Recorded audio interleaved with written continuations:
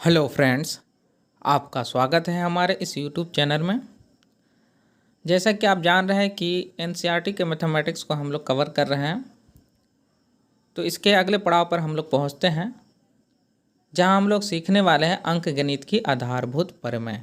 इससे पहले कि आपने हमारा चैनल सब्सक्राइब नहीं किया है तो सब्सक्राइब कर लें। साथ ही साथ अगर हमारा वीडियो आपको पसंद आता हो तो लाइक करें। इस वीडियो में आप अंक गणित के आधारभूत प्रमेय से अच्छी तरह से परिचित हो जाएंगे, इसीलिए इस वीडियो को पूरी तरह से देखें। साथ ही साथ हमारे स्क्रीन पर जो स्क्रीनशॉट चल रहे हैं, अर्थात एनसीईआरटी बुक के जो स्क्रीनशॉट चल रहे हैं, उसे आप पढ़ लें। आपके पास बुक होगी, उस बुक से आप पढ़ लें, ज़्यादा बेहतर होगा। और इस वीडियो को ध्यान से देखें जिससे आपको कोई दिक्कत ना हो। अंक गणित के आधारभूत प्रमेय को खामखा ऐसा टेढ़ा नाम दे दिया गया है, जबकि बचपन से ही हम लोग इस पर बहुत कुछ बनाते आए हैं और सीखते आए हैं।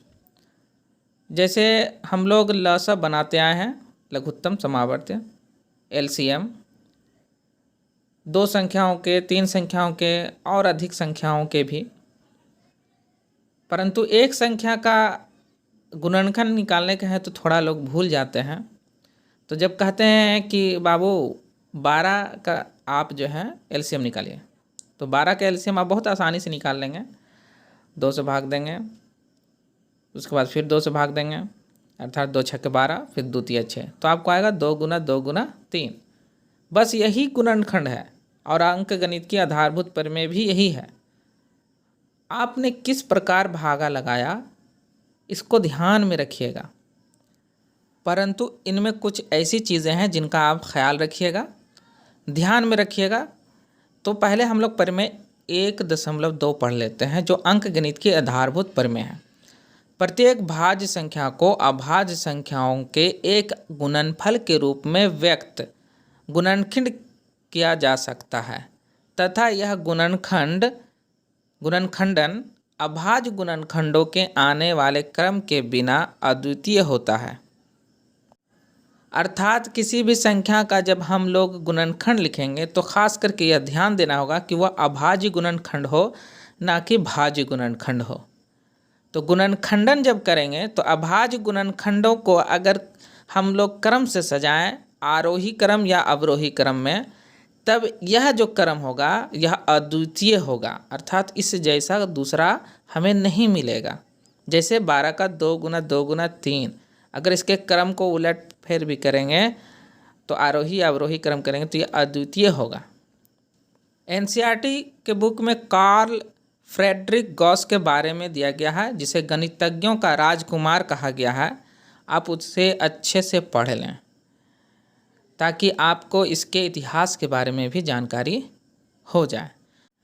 इस अंक गणित के आधारभूत प्रमेय से हम लोग बचपन से ही एलसीएम और एचसीएफ निकालते आए हैं, और इसे हम लोग फिर से दोबारा दोहरा लेते हैं कि किस प्रकार से एलसीएम और एचसीएफ निकाले जाते हैं। इसके लिए एनसीईआरटी का ही उदाहरण नंबर 6 लेते हैं। संख्याओं 6 और 20 के अभाज्य गुणनखंड विधि से एचसीएफ और एलसीएम ज्ञात कीजिए।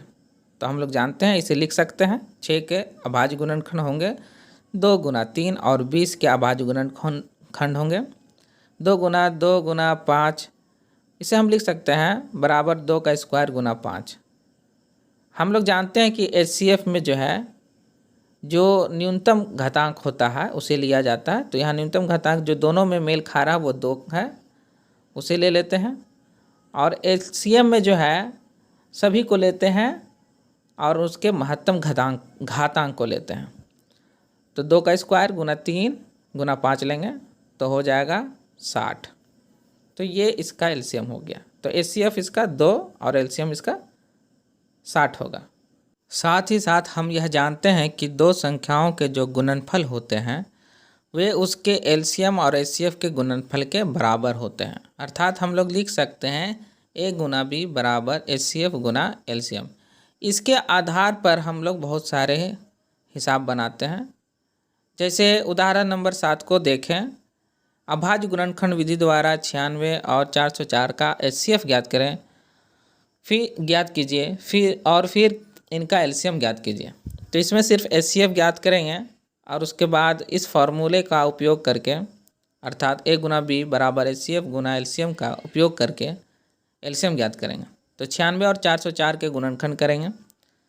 तो इसके गुणनखंड आप देख सकते हैं कि 2 का पावर 5 गुना 3 96 का, और 404 का 2 का स्क्वायर गुना 101 आएगा।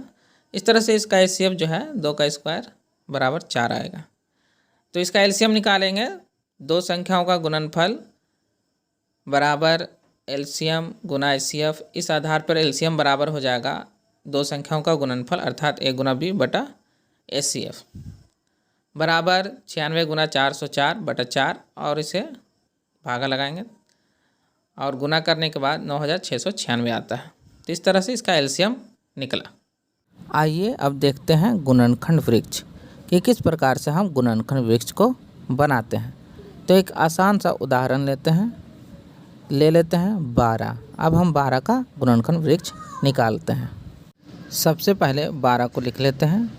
12 में अब 2 से भाग देंगे क्योंकि पहला अभाज्य संख्या 2 है जो 12 को विभाजित करता है, और इसे बाईं तरफ लिखेंगे, और भागफल जो आएगा 6 उसे दाईं तरफ लिखेंगे। अब 6 जो है हमारे पास है, और 6 को भी इसी तरह से भाग करेंगे। सबसे पहला अभाज्य संख्या मिलेगा 2 जो 6 को विभाजित करेगा, तो 2 से भाग लगाएंगे 6 में। उसके बाद ये 3 मरते लगेगा 3। अब 3 एक अभाज्य संख्या है, अतः इसका अब कोई आगे गुणनखंड वृक्ष नहीं बनेगा।